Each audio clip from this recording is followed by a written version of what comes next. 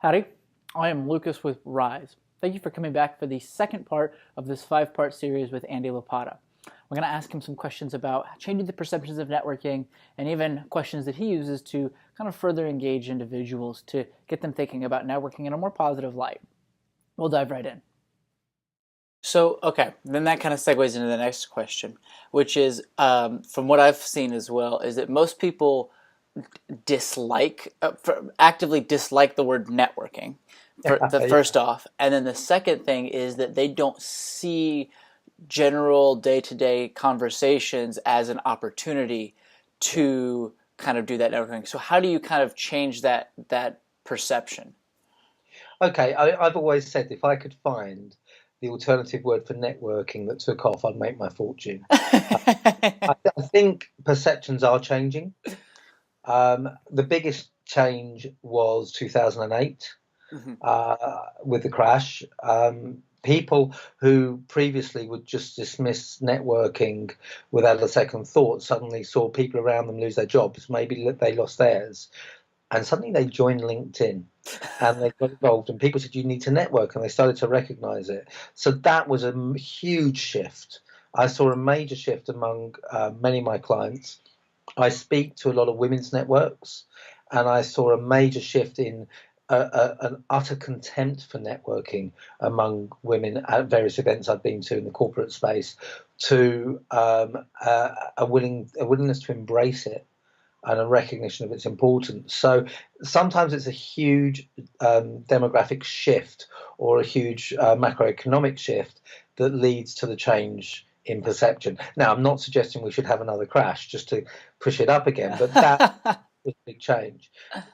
I think that the way people network is how you change perceptions.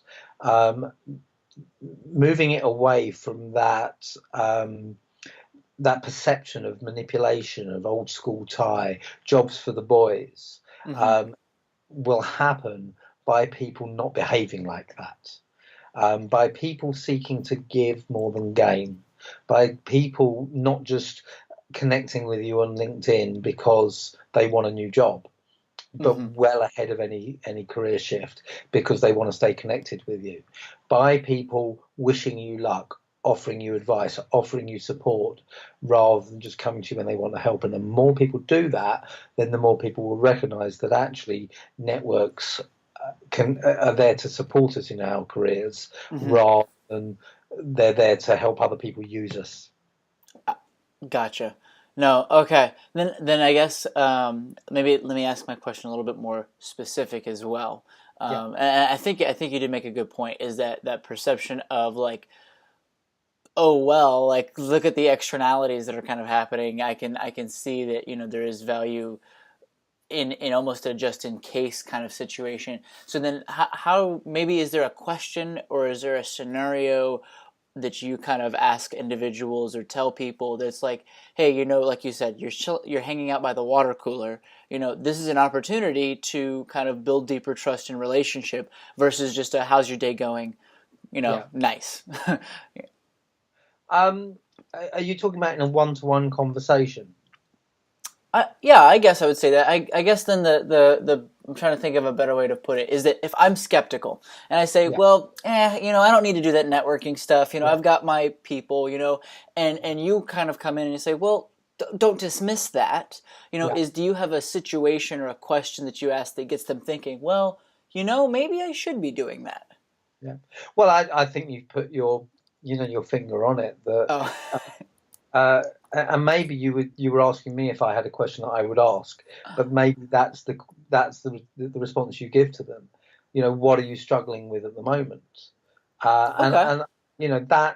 that's where I've sometimes helped people change their viewpoint of networking by saying, okay, I respect where you come from, and I absolutely get that, but no one has everything all lined up perfectly in a row at any one time. There's always something What? Nah. something that's challenging you. So what's your biggest challenge at the moment? Now, who do you know who might have the experience, the expertise, a different way of looking at things that might help you? Would asking them for some support be of value to you? You don't have to call it networking, But it's just understanding that those people, and I meet a lot of people like that, probably have those conversations all the time. They just don't label them Mm-hmm. as, and it's just about making that connection. So I think that question, what's your biggest challenge at the moment, it is a very powerful one. Now, I should stress at this point, I come across a lot of people who say that when you first meet people, you should say, what's your biggest challenge at the moment? Or how can I help you? I don't subscribe to that. Okay. I subscribe because to me it's false. And that takes nothing away from people who truly take that on board and want to help people and support people all the time. But I think that most of us want to get to know someone first before we know if we want to help them. Yes. You know, mean that we'll turn them away if they ask for our help, but the level of help we give people will always be greater and always will have more of our heart if we have an established relationship with them. So I'm not suggesting in that question that you go up to people and say, "What's your challenge?" Having that intellectual conversation of, "Well, Mm-hmm. I don't do networking." Okay, well, I respect that. I respect that, but just to explore a bit further, what's your biggest challenge at the moment? That Yeah. would be fine.